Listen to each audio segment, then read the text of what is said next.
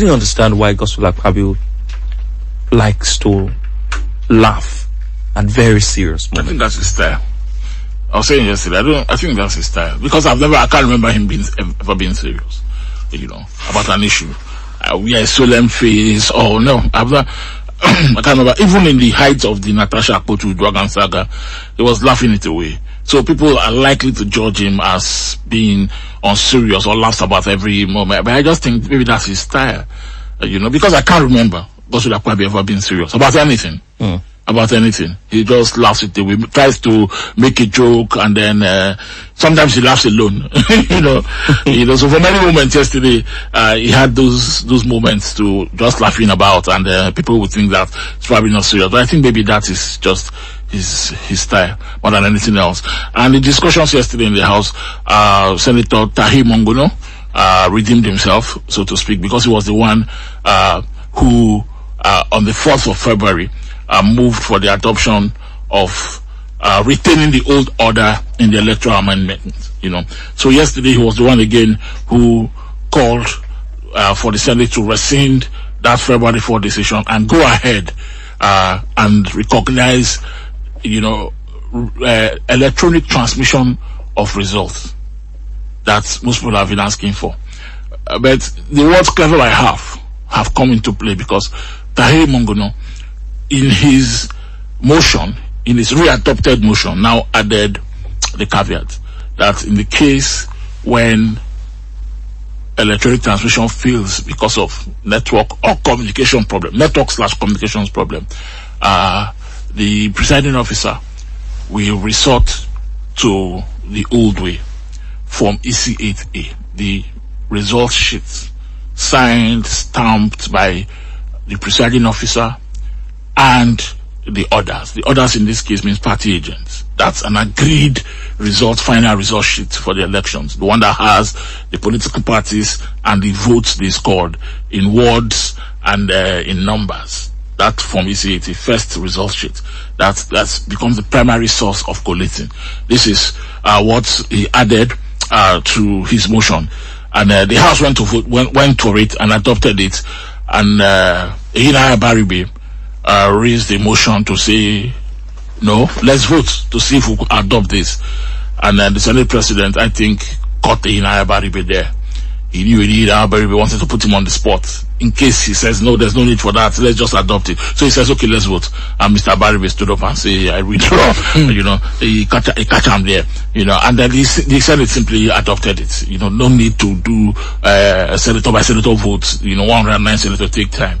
I think they all agreed unanimously that let's change the language, and accept electronic transmission with a caveat. And herein lies the new problem. Because words have not, as Atiku Abubakar went to visit IBB yesterday, on his way out they asked him, and they said this is confusion. It will cause chaos, to have both options, to have dual methods. Somebody like Obi Ezekwesili described it as she called it, she says unworkable, and a particular word she used to describe it, she said it's being clever by half. I think she was the one that brought that language. And then Kenneth Okonkwo, an opposition leader, was speaking on TV yesterday, said it's deceptive, it's 419. These opinions abound as to how the Senate decided to go with it. So the very conservative Senate, conservative in the sense that sometimes they look like old school, so they've adopted these two methods, but that is not even the half of it. I think the most important thing to look forward to now is what the harmonization committee, what they call the conference committee, will now do. They begin to sit from today. The Senate expanded its harmonization committee to 12 members, putting Simon Along back in it and adding some other senators.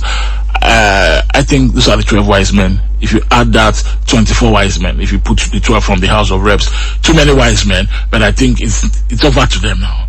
They have to do this. Someone sent me a message this morning, and he was saying to me, maybe that's where we should go now. He said, we call on the conference committee to do the needful by adopting the House of Reps version of the amendment, which is more robust, reform-oriented, and technically sound. Specifically, the committee must take the notice of election day to 360 days rather than 180 to allow for better logistics and significantly increase penalties for vote buying. These are the other areas that people do not acknowledge.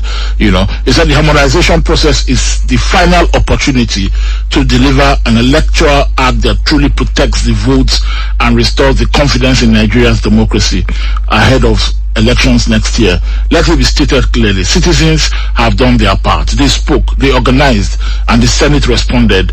Now, Lalong is the chairman of the Senate Conference Committee, and Balogun is the chairman in the House. Their committees must finish the job and deliver on the promised legislative agenda.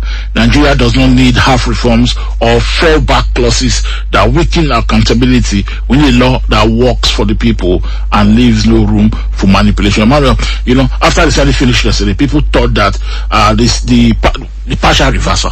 Again, you think that it wasn't full. That clause, that addition, that caveat by Senator Munguno, almost like it's partial. They now think that the Senate again fails to fulfill its promise. The promise after 2023 election, when the judges in the Supreme Court said, make it mandatory and you don't have to come here and argue. Just make electronic transmission mandatory and you don't have to come here and argue. You see, Manuel, the process of democratic elections, almost everywhere in the world, stands on a tripod. The first is voter accreditation. When you wake up in the morning and approach the voting center, you are accredited. We have solved that problem, by even making it. The second process is voting, the voting process itself. We have made that process easy by adding accreditation and voting together. So when you arrive at the voting center in Nigeria, they bring out the beavers, the bimotor voter accreditation system. And once the beavers recognizes you, you don't need to go home and come back to vote. You vote immediately. It solves the first two problems. The third leg of the election process in our democracy is results declaration. And that is where we have had a problem historically. Because in managing the results system, we have to do collation. And collation, especially at the ward level, has been problematic, because every time they start word collation, there's this problem of manipulation. Sometimes the collation officer don't arrive, so they are looking for ward E8. Nobody brings their results. The man has been kidnapped, he has been held hostage, or he has deliberately run away because someone has bribed him. So how do you rescue this situation?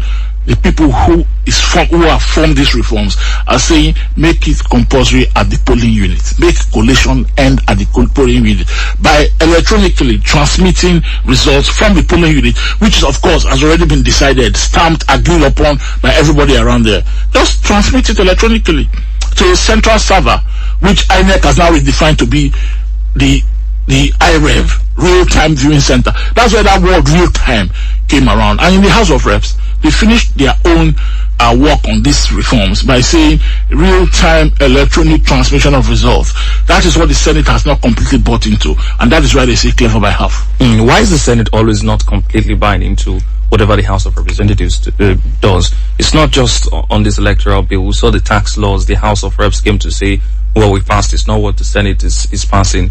But this one now, shines more light on the matter, that the Senate is always at variance with the House of Reps. The Senate claims to be conservative, or they look, in outlook, they look conservative. They are not gung-ho. They are not as liberal as you would describe the House of Representatives, for instance, who have more younger, more idealistic, more change-focused members.